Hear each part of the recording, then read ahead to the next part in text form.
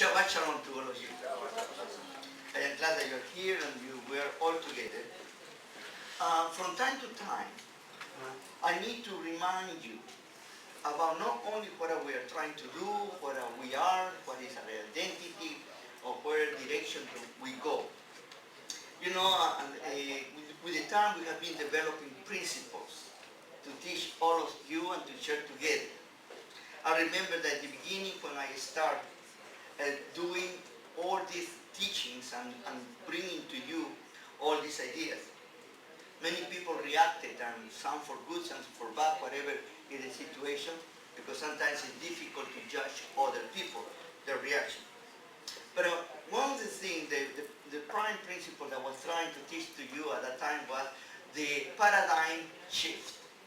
And what it means, paradigm shift, to change those ideas that we have been holding from the past all our lives, thinking that they are the only whole truth in the world, and then we discover that they not necessarily were the truth.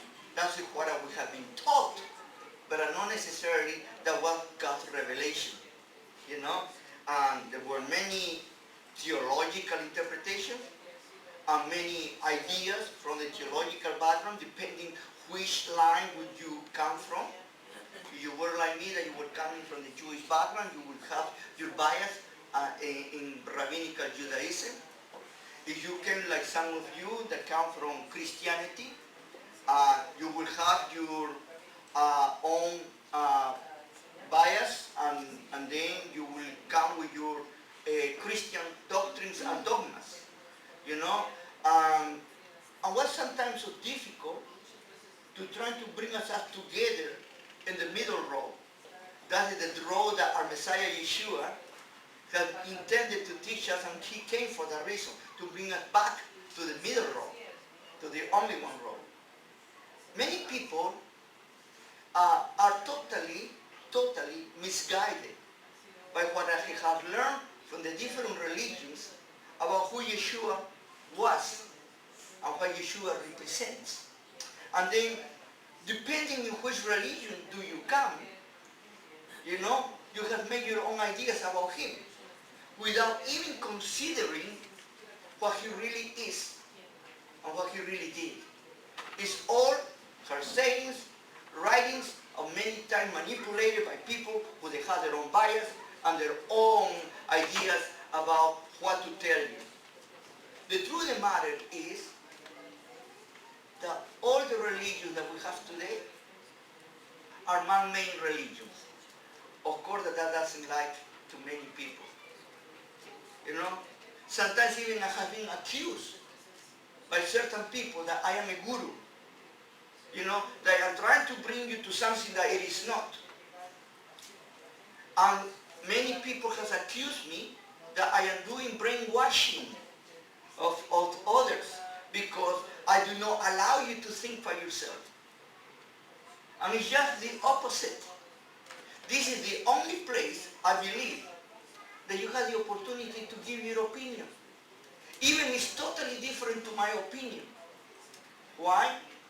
Because I'm neither a guru, and I do not represent God.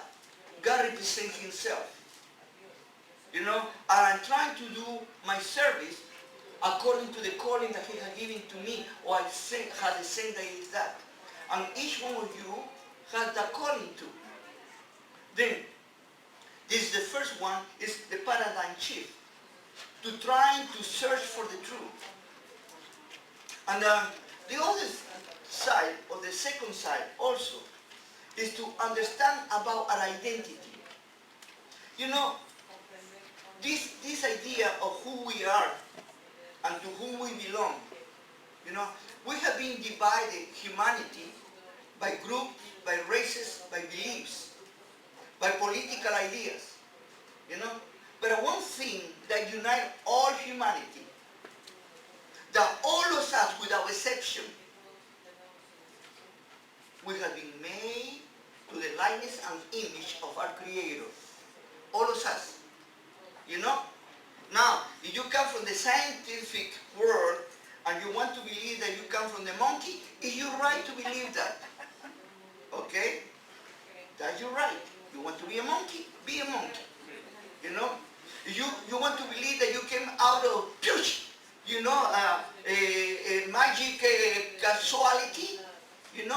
have more faith than to have faith in God. But you want to believe in that way. Even the scientists have proven, mathematically speaking, that it's impossible, all those theories. But you need to hold on something. You know, because sometimes faith is a misunderstood word. See, because we have gone to the area of the, I call the Gentile world, the Hellenization of the word, the theologization of words, and we have missed the understanding about trusting, what is very different to have blind faith, like some religions ask you. Are God being the creator of everything? He's not asking you to close your eyes and to believe. Totally the contrary. He gave us His creation for us human beings to lead the creation, to be the supervisor of the creation, the caretakers of the creation. Now the question is, have we done a good job or we have failed? That's a totally different, and that might be another subject for another time. But in these 2 points, the second one about identity, remember this very important. God didn't create one man superior to any other man.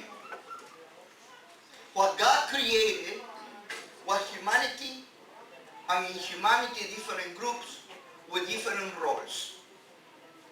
As the Jewish people were going to have a role, or Israel was going to have a role, also the Goyim were going to have, the Gentiles were going to have another role. It's the same idea that I shared with you before, if you remember, about men and women. Our Creator created men and women co-equal, the same value. It is men who have made those divisions. But our Creator gave to men and women the same value. Even though, in my personal opinion, as many rabbis sometimes think too, because the woman was the last thing that God created, you know, is the crown of His creation, you know, and the woman was given a little bit something more than men in this area. The woman is the human being that has that particularity that not all males can share.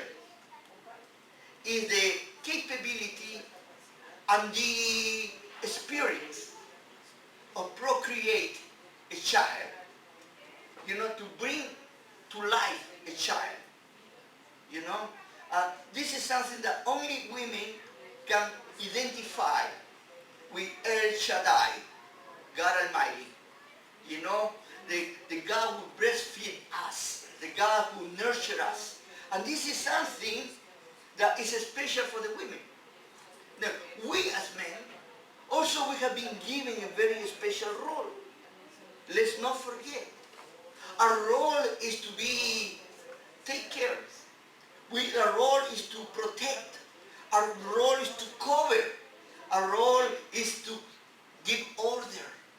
You know, to give order, to give peace, to bring the shalom. But what happened? Everything has been intermingled, and now we are so confused. And the 21st century, one of the greatest problems that we have today is about our identity and our roles. We have totally confused ourselves. You know, the talls, they want to be short, the short want to be tall, the blacks want to be white, the white want to be black. You know, like a changing, you know, if now you are Jewish, you will need to be a goy, and if you are a goy, you want to be a Jew. You know, everybody is unhappy who they are.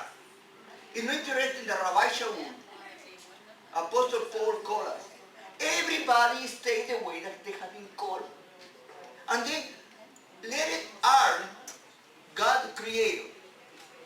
Give you your role, show you what you have been created for, and fulfill that calling. That's the most beautiful thing, that means to walk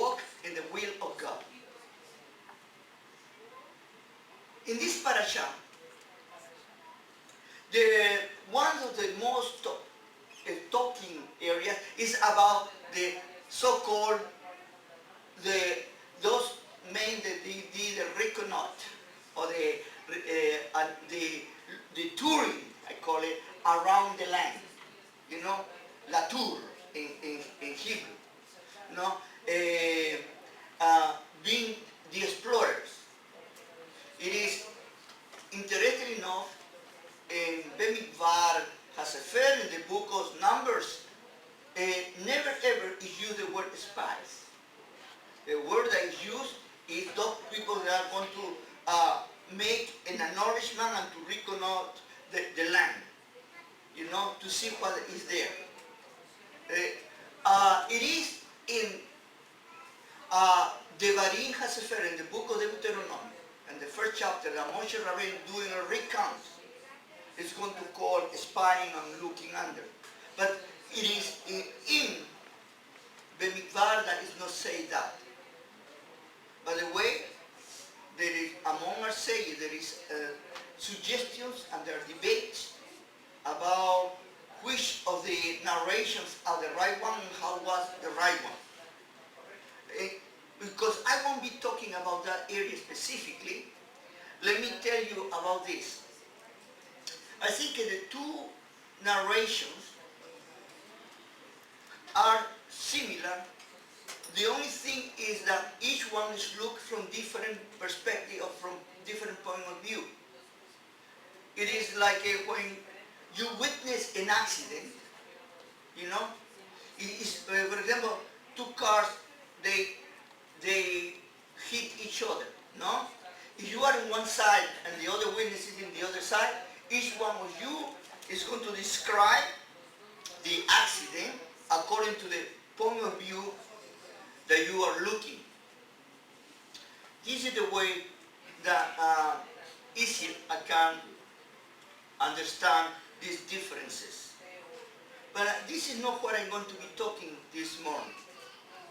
What I'm going to be talking about, the other part after the failure of the so-called explorers, comes also the judgment of our Creator to the people of Israel, and that generation lose the right to conquer the promised land.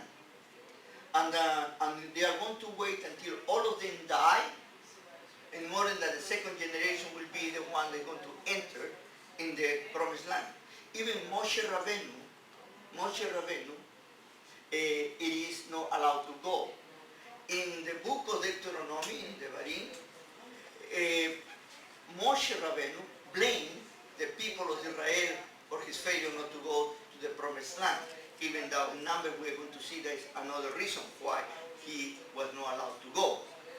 But everything has a reason why it's explained in that way. In these 40 years, the number in Gematria, 40 means a new generation. No, this is something that gives us to a change of positions and places and orders. The only two are going to pass. And these two are Yehoshua ben Nun, Joshua, the son of Nun, and Caleb ben Jephunneh. Caleb, son of Jephunneh. Now, it's interesting here that even some of our sages are going to tell us that they're going to go to the promised land only to people from the first generation, those one who left from Egypt. Interesting enough, if we are honest to the Torah, not honest to the traditions of the elders, of the sages, to try to defend the pure land, you know, to try to defend that we are pure, because that's the problem when you become a racist. Okay, it's going to show you here that there is one that is Israelite, and the other who is a Goyim, Gentile. A Kenizzite, a Canaanite. And look at this. The representative of Matei Yehuda, of the tribe of Judah, is Caleb ben Yefuneh, the Kenizzite. He was not a Jew. He was not an Israelite, but belonged to the tribes of the tribes, the tribe of Yehuda. What is telling you here first? What is the concept that we can acquire from this teaching in the Torah? That is not your blood what make you part of the true Israel. But what make you part of the true Israel is the calling of our Creator. He is the one that put that desire here in our hearts. Secondly, it is important that you look in this narrative. One representative who is going to get in the promised land is an Israelite of Israelites. Because he comes from Jacob, who is Israel, and he comes from Joseph, who is Israel. He comes from Ephraim, who is the grandson and son now of Joseph and Jacob. Double one. Can you see? He's a representative of the Jews of the Jews. But in order not to make it less, look at this comparison. One comes from the tribe of Manasseh, who at the end is going to represent Israel. That the tribes of the north who separate from the tribe of the south, who are the tribe of Yehuda. Today, I myself, how I identify when people say, who are you? I say, I am a Jew. You know? It's very strange you say, I am an Israelite. Even though I have met Israelites already, or people Jewish people who have been born in Israel, they call themselves Israelite. But I need to remind all those Jewish people who have been born in Israel, who are Israelites, that they are Arabs Israelites, they are Christians Israelites, you know, Druze Israelites, and they are all types of Israelites. I mean, don't tell me that being Israelite means a race. What it means is that you belong to something. And next, I gave you the 2 points here, and I'm going to put this together. Because I want that you understand this picture, this beautiful picture, that the Torah is giving us from the beginning. Do you remember that say that God created humanity to the likeness and His image? And all of us, without exception, were part of His creation. Even one day I said to all of you, many of you almost tried to kill me, I said, I am your relative. You know, because you want it or not, you like me or not, I am your relative. Why? Because all of us we come supposedly from Noah. No? And sorry Mildred, but we are relatives. You know, but I know some of you are disappointed, but that is a fact in the scriptures, in the Torah. Now, if we are all together, then like I said to you, what our Creator making the division was about roles. The same way that He made roles for men and women, no superiority, roles. He made a role, gave it a role to Israel. Israel was going to be the one that was going to bring the light to the world, that was going to share. Listen carefully here. Here is a very important term. They were going to share the Torah to the rest of humanity. You know that one of the the most misunderstood roles of the Messiah, and specifically about Messiah Yeshua, is about his role. Because he has been theologized, he has made the korban, he has been made the sacrifice, and they have erased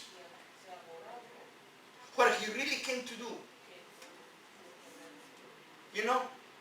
It's so wonderful, those religions, who they like to blame the neighbor for your own problems. And you may pay your enemy for your own faults. That is very good. And there are a lot of theologies, dogmas and doctrines in many religions like that. Somebody else is going to pay for me. Even though I am responsible, even though I am a sinner, even I have been destroyed, everything is not my fault. First of all, because God created me. Then, if God created me in that way, that's his fault, not my fault. No? Secondly, it's very easy to blame the neighbor. He made me do it. Then my neighbor is the one that is going to do it. When Torah teaches you totally the contrary. And one of the paradigm shifts that have been teaching you is about who are you going to believe. The first revelation, the clear revelation was our Creator, on the pseudo revelations of men who have made their own revelations and they're trying to put in the mouth of our Creator. Our Creator teaches that you shall not add or take away any word from me, from what I am telling you. And what the men have been doing? Adding and taking away. What they don't have it, they add it, and when they don't like it, they take it. And then what they have done? Their own writings, their own understanding. This is the reason that we're so confused. Well, let me go back to Yehoshua bin Nun and Caleb bin Jephunneh, because it's very important. It's not a coincidence. It is not something that just happened to happen. But there is a lot of meaning in these two men. And what do they represent? And why they were the only ones from the first generation that were allowed to get in the promised land. Not only our Creator teaches about continuity, but also is teaching about humanity. All of us, we are one. And I want that you understand each one is giving a role, and here is not making differentiation between a Jew or a Gentile. Totally the contrary. He's making them one. Now, it's not interesting that a Gentile, a Goim, is representing the tribes of the tribes. I say to you, how do I call myself today? A Jew. All of us who supposedly we come from Abraham, Isaac, and Jacob. And there are some of us that we don't even know where we come from, but we say that we come from Abraham, Isaac, and Jacob. When our rabbis, our sages change who is a Jew, and instead to be a Jew through the father, as usually was from the Torah, we change who is a Jew through the mother, as the wisdom of men was more important than the wisdom of God. And they forgot that you don't need to change or to add anything to the scriptures. Okay? This is the reason why we are so confused. But the truth of the matter here is, what is trying to teach us here in the Torah? For that reason, I want all of you, with this short introduction, to go to Bemidbar, chapter 15. This looks like it's like an appendix of this chapter 13 and 14. Suddenly, ended with the spies, and it's going to talk about the Levites I'm also going to talk about the 6 You know, I won't talk too much about the 6 today, only as a mark and as sense of remembrance. People say to me, what do the 6 mean today? I say, the best way that I can give it to you today, do you know, when you want to remember something that you don't want to forget, what usually we do? We wrap it up something, in our finger or in our, we hold something in our wrist, a red color or a blue color, whatever. And then every time they say, oh, I need to do this, that's what the 16th is all about. Okay, taking the hocus pocus out of there. Okay, the only thing that the 16th means is to remember our Creator and what He has given to us to do. Our tasks, our actions, our ways. Then, but the part I want to talk to you, already we are in chapter 15. Okay. I want to read from verse 11. Okay? If you read the whole thing, the Levites are called to be the special people, and they are going to bring certain offerings and accept the offerings of other people if they have committed sin or they have done something wrong. Maybe as a community or as individual. Okay? It's covering both sides, community and individual. For you want to thank God, you want to make some kind of asking forgiveness for your sins, and you are repented, you are doing teshuvah, all those types of korbanot offerings. Then he continued, and this is so important that we can understand, because this is going to be my message. Okay? Verse 11. We start in this way. Thus it shall be done for each young bull, for each ram, or for each lamb or young goat, according to the number that you prepare. So you shall do with everyone according to their number. He's ending what he already has been giving the instructions about how to do the korbanos. All who are, now listen carefully here, because this is very important that we grasp it, we understand it, okay, and we follow, because most of us right now we are following men instead of following what the scripture tells us. Okay, and listen carefully here. Look at what he said. Verse 13. All who are native born shall do these things in this manner, in presenting an offering made by far a sweet aroma to the Lord. All natives. Here basically saying all you Jewish people, Israel. Okay? I already know that. That's it for Israel. Continue. Verse 14. And if a stranger, a girl, dwells with you, and you can underline the word dwells. I mean, that's part of you. Okay? Dwells with you.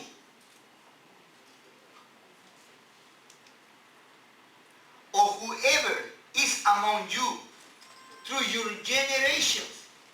Another word, another way to understand this. Very important. Okay? Yefunet, Caleb ben Yefunet. He has been living with the Israelites for generations. Now he's part of Israel because he has been living there. He has acquired all the responsibilities of Israel, and now he's one of them, to the point that he has been elevated to a position of being a chief among his own people. Look at how level of the tribes of the tribes. Okay? Will present, okay, and you're gonna, and where among you throughout your generations, and will present an offering made by fire, a sweet aroma to the Lord, just as you do, so shall he do. It's important that you understand these verses. He's talking to the natives, to the Israelites, the true blood, the pure blood. Okay? He's talking to them and saying, you need to do this.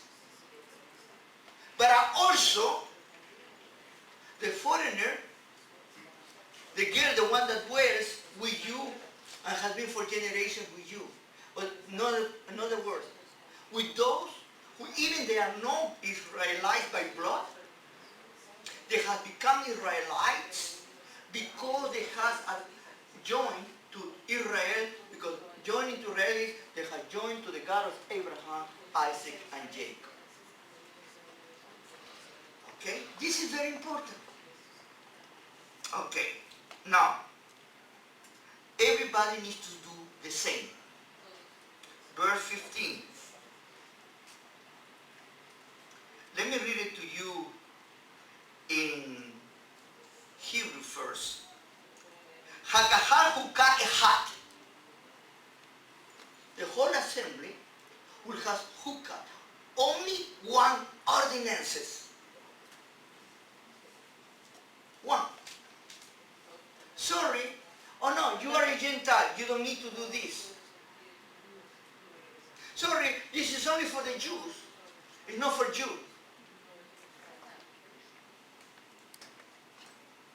Do you remember one time I said to you, when two religions, they agreed on something, run away from it? Because what they are doing is dividing the troops. The religions have been made to divide the people. To divide and to exploit their own people sometimes. You know, to milk their own people. And what they do it is, you don't mess with my people, I don't mess with your people. By the way, that doesn't happen between Judaism and Christianity alone. You would be surprised in the same religion, among different sects or groups, they are fighting against. You have rabbis who tell you don't take, they say to the other rabbi, don't take the people of my synagogue to your synagogue. In Christianity, they call it, the so-called leaders, pastors. They say, don't steal my chips. I don't know, I hear that constantly. They're stealing my chips. You know, like they have the property, that like they own them. And I have been accused I am a guru. When I do not care where you go. And what I care is that you have the truth. I am not checking you, oh, you go there and you go here. No. I hope that you start thinking with your own brains, because our God gave you one of the greatest gifts. The gift of you have the capability to think for yourself. You know, it's very easy to accuse a person that they follow a guru because supposedly they don't think in the same way. You know, I say, wait a minute, who is following the guru? Sometimes you need to ask yourself, who is following the guru? When you are so blind about your dogmas and your religious status, when you are afraid to show them what you believe or what exactly it is, and to look at the scriptures, not what the doctrinal standards tell you, but what the Word of God says. Not what the people have adulterated the Word of God, but what the Word of God really means. the principles about interpretation, where they come from the top to the bottom, not from the bottom to the top. Never ever, man has revealed to God anything new. If men start revealing things to God, God ceases to be God. The one who reveals things is our Creator. That's the way. That's the only way. If somebody say to you, I just had a new dream. I says, hold your dream. Compare first your dream with the Word of God. Check it with the Torah. And then let's talk about it. Anyway, okay. Then what he says is, only the assembly will have only one ordinance. And here is it, very important. Read verse 15. For the stranger who dwells with you. In other words, when you are part of Kehal Israel, when you're part of the assembly of Israel, you are chapter 15, verse 15. You are part of Israel. Then to be part of Israel, you need to follow the Torah. The Torah is the way of life. Has nothing to do to be religious. Has to be obedient and faithful to the God of Abraham, Isaac, and Jacob. Of course, we need to understand the Torah for what it says, not to be legalistic, not to be literalistic, not to be narrow-minded. But we need to look at the principles that the Torah teaches. How many times I have been telling you that the word Torah comes from the roots of meaning, teaching, principles, and showing you the way of life. Had nothing to do with nomos in the Greek language, legalism. Interestingly enough, in the Torah are three portions or three divisions, major divisions, called mitzvot, hukim, and mishpatim. The mitzvot, call it also commandments, what are the ordinances that our Creator given to us for us to have a relationship with Him. Then come the hukim, ordinances that we totally cannot understand completely, but are for our benefit. And then comes what I call it the legal part of the Torah. If we can call it in that way. The judgment, the mishpatim. But at this, what we call it legal part or procedure, the legal part, it is the relationship between man and man. In other words, in the Torah they teach you that you need to respect your neighbor. And they teach your neighbor that you need to respect you in order that you have a good life. You need to respect the property of your neighbor, and your neighbor needs to respect your property.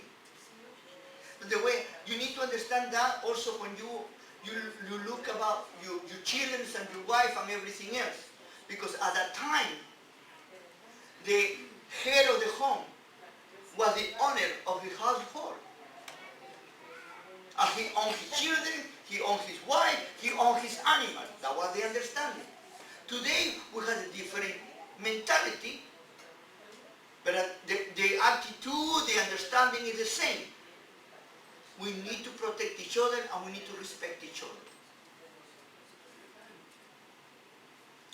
Next, verse 16. Okay? The assembly and the stranger who dwell with you, an ordinance forever, through generations. Verse 15. Let me read all verse 15 for you. The whole assembly will have one ordinance, and is for the foreigner or the stranger who dwells with you. All these ordinances are forever, throughout all your generations. And you are so shall the stranger before you. I'm sorry, all the strangers before the Lord. Verse 16. And this is what I don't like it, and I dislike it with passion. Okay? And I want to tell you, because even in the Jewish translations, they do it wrong in my understanding. Look at what verse 16 say in Hebrew. Torah echad, umishpat echad, yigyer lechem, belager hager itchem. In other words, one Torah, one judgment will be given for you and the foreigner within you. Look at what I said to you, when two religions get and agree on something wrong from them. Look at what rabbinical Judaism teach today. If you are not a Jew, you don't need to keep Shabbat. Because if you keep Shabbat, you are a sinner. And you are desecrating Shabbat. Isn't it interesting? Yes. And this is the reason that they have the chutzpah to create a Shabbat goy. Because the Shabbat goy, they don't need to keep Shabbat. And in that way, you don't need to believe that they are desecrating Shabbat. Totally the contrary. Keeping Shabbat goy, you're doing a misbot. Because you're making the Shabbat goy to destroy the Shabbat because they don't need to keep the Shabbat. Holier than thou. You know? Let me go now to the other side. The religion of Christianity. By the way, the Christianity is not how our Messiah Yeshua taught. Okay? Christianity is a man-made religion. It's an invention of men. The same way that rabbinical Judaism is an invention of men. I want to be fair from both sides, and if you want to stone me to death, you can do it. But stone me for the right reason, for what I say, not for what you think I say. And here is what is important that you understand. Look at what Christianity teach. We are not any longer under the law.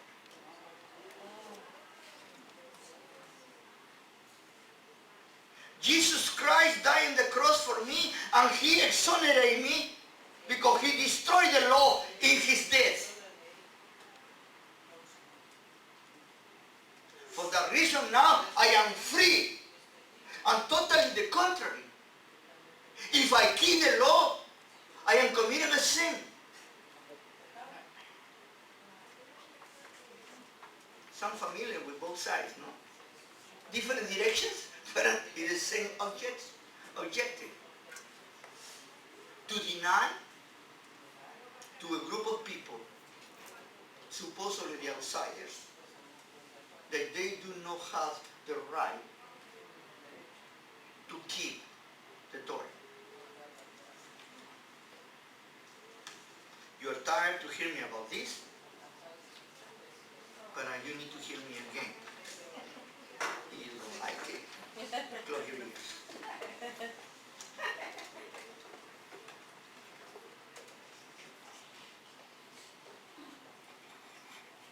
Do not think that I have come to destroy the Torah or the Naviim. I did not come to destroy it, but to make it right. For I can assure you, I say to you, until Hashamayim and Baaretz heaven and earth pass away, one little jot, or one little type, one little Jew, the letter, the small letter, or little speck, little mark in the Torah,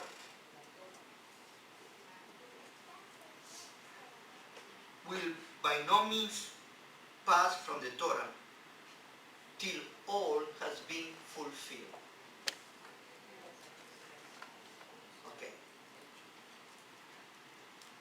I'm going to make a stop here.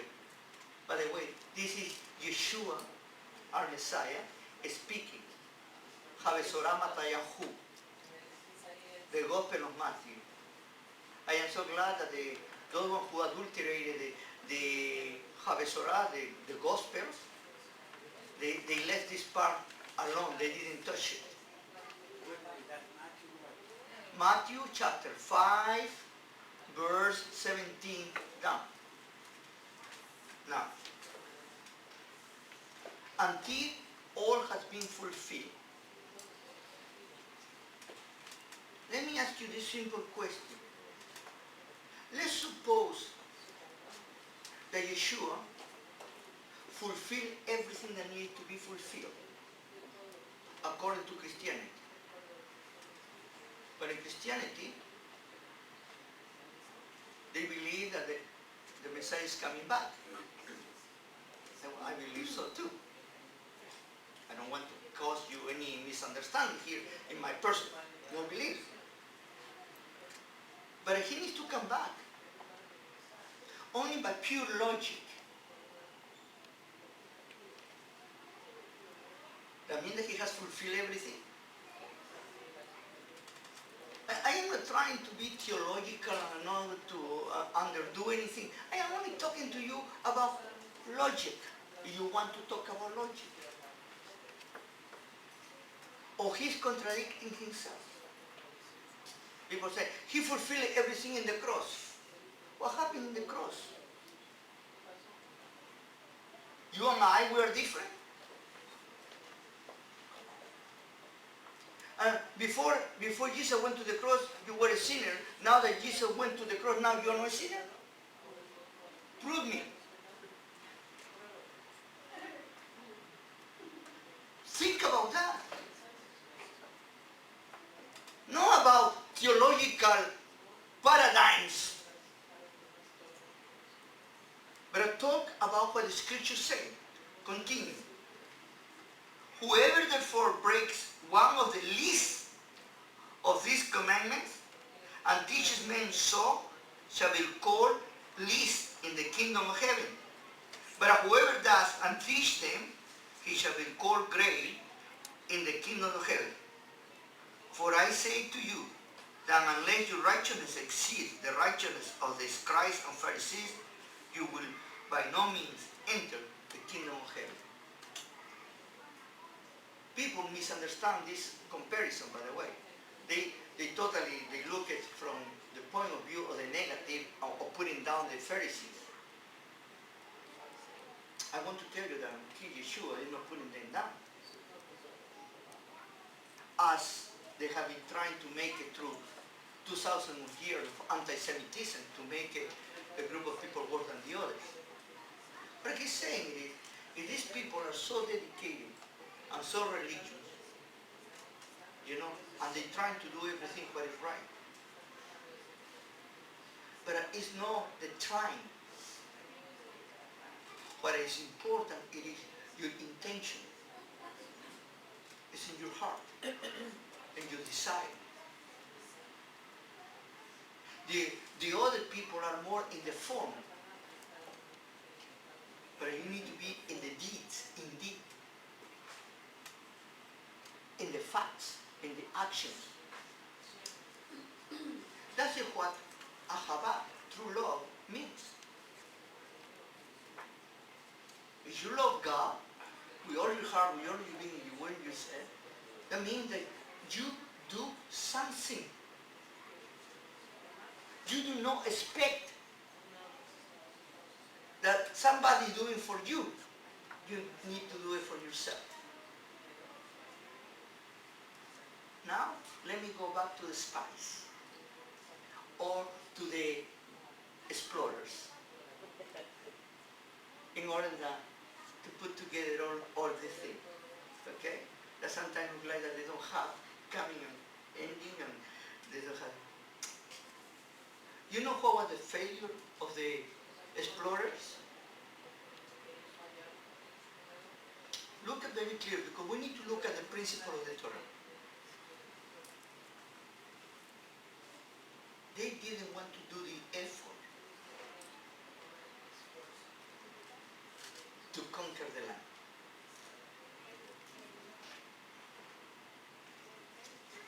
God took me out of Egypt. God need to put me inside Israel. I didn't ask him to take me out of Egypt.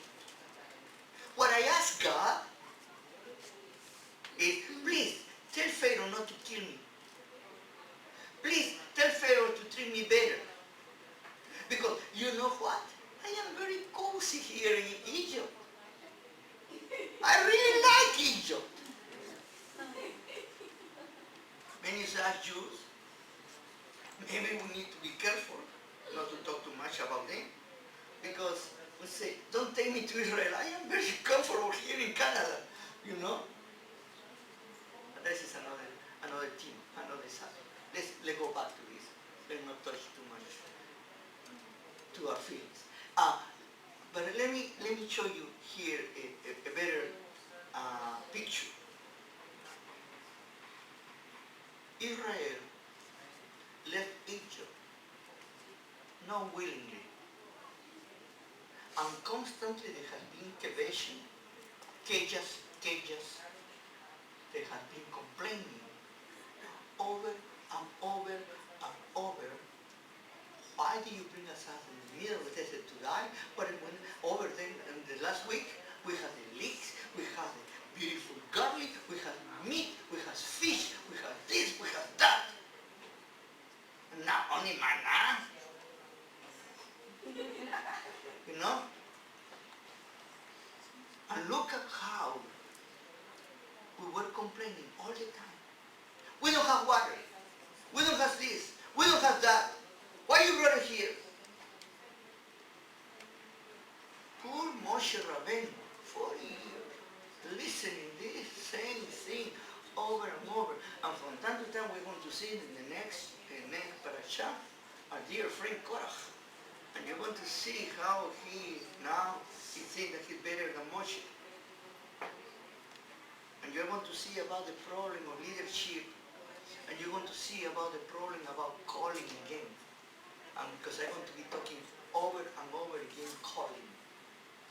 You see, instead to complain about what your neighbor has, instead to envy your neighbor, look about what our Creator has given to you.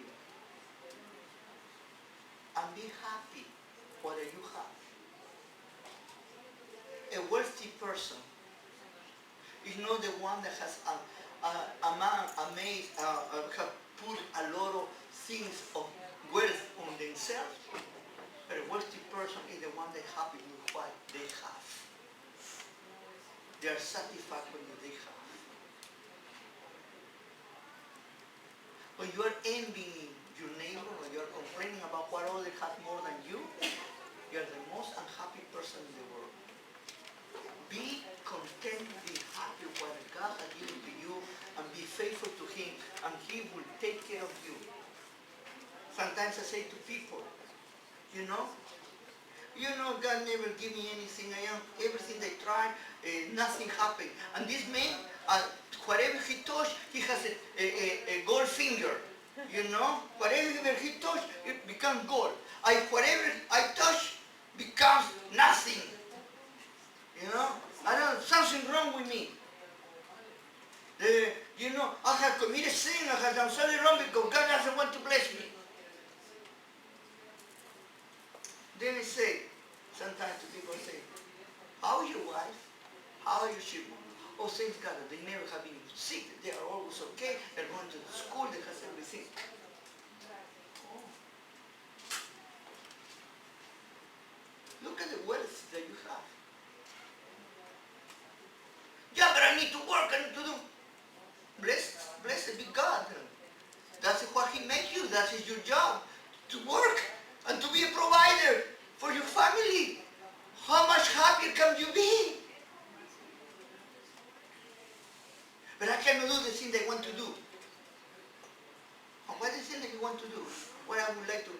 myself a Porsche. I would like to live in Europe. And I want to go for vacation for 6 years of the week. 6 years of the week. The week has only 6 days, no years. No, but if they are telling you is, I want to be living on vacation the rest of my life. I don't want to work. And then I said to you, I can see that you're a true man. Lazy. Because the true workers are the women. Men, we are the true lazy. Sorry to tell you, men. We as men, that's the reason that we need to sweat. That's the reason that when we till the land, it doesn't grow anything faster or nicer. Everything is sweating. As the woman loves to have children and need to give birth with pain, okay, men love to work, supposedly. And that's the reason they have so much problem when they work. You know? No. God didn't say to men, because you love to work, I want to. No, totally the contrary. Because you are lazy, you don't like to do it, now you want to be even worse for you. Okay.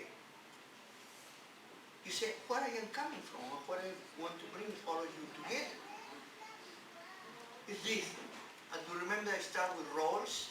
I start God calls divided by groups. No one is superior to anybody. That each one has a function. Already he taught us at the beginning of Bemidbar, we separated, first of all, the 12 tribes that they were going to be the soldiers, and then separate the tribe of Levi, the 13th tribe, that they were going to be the soldiers for God of keeping the Mishkan, the temple, and all the things that God had given. And then specifically the Aaron descendants as the priests. Then each one has a role to play. Even among the Levites, they were divided in 3 groups. And each one of them, they have the role to play. Each one has different things to do in the Mishkan. And you couldn't cross it. Each one needed to do the thing that God has called to do. What happened when a carpenter wants to be an iron worker? What happened when an engineer starts being a doctor? And a doctor starts being an engineer? You know, we get in trouble. Everybody needs to be in what he has been called to do. And instead to complain and say, well, I am not as smart as such and such because God didn't give me the brains. I say to you, totally the contrary. Be grateful to God that not only you have life, but he gave you certain quality that the one that supposedly has brain doesn't have it. You know, my IQ is very high, but I have 2 hands and 5 fingers, and I don't know what to do with them. And I envy those people that they can do anything with their hands. It's amazing to me. I admire them. All depends where you are. And everybody needs to be grateful and give it to God the glory of what he has done for us. The problem with the spies, the problem with the explorers, the failure was that they knew that they couldn't do it on their own. But if they were like a Caleb, the Yephunite, the foreigner, he said, God is with us, let's go. That's his total trust. Why? Because God does what we as human beings, we cannot do it on our own. That to show us dependency on him, but at the same time freedom of us to do what we can do. It's interesting when somebody say to me, oh, I believe in miracles.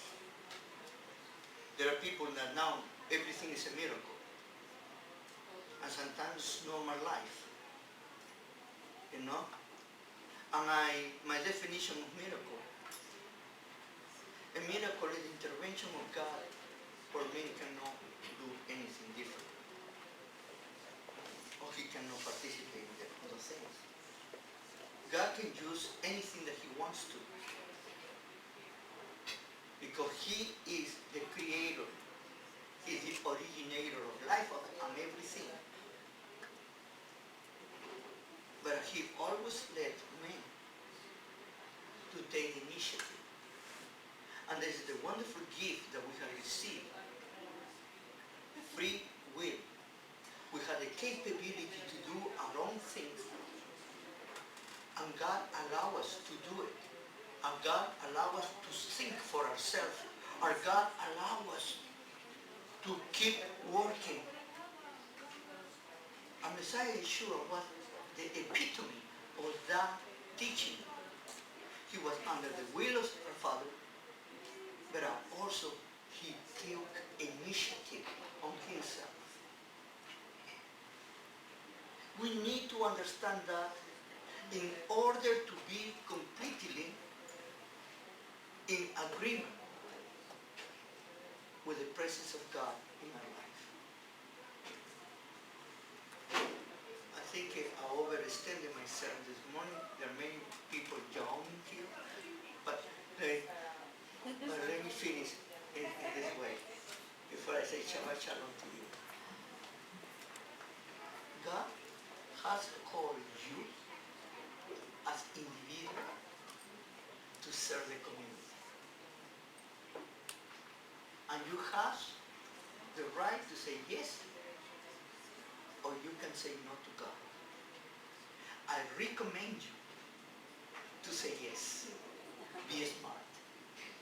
Shabbat Shalom.